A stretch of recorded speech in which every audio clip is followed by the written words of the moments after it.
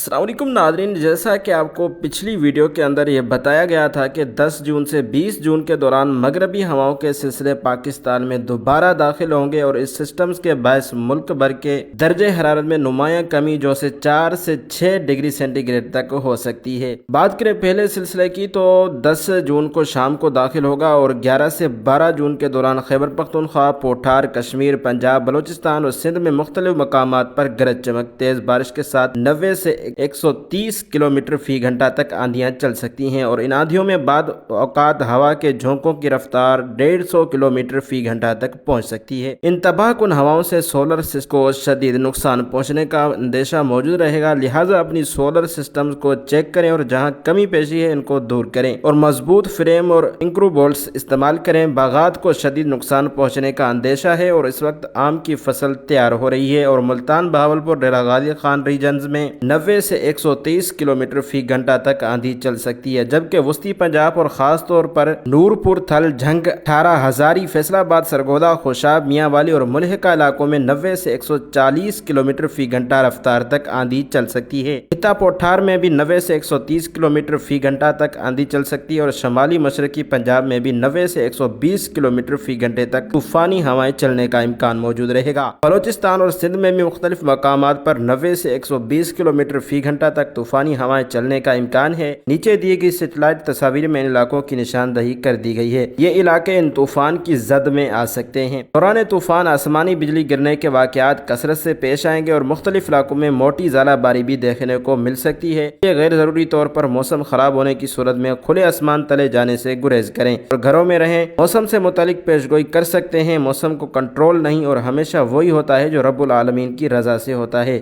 دعا گو ہوں کہ اللہ تعالیٰ اہل پاکستان کو تمام زمین و آسمانی آفات سے محفوظ رکھے۔ ناظرین، اس ویڈیو کو ضرور شیئر کیجیے گا اپنے کسان دوستوں کے ساتھ تاکہ وہ بر وقت احتیاطی تدابیر اپنا لیں۔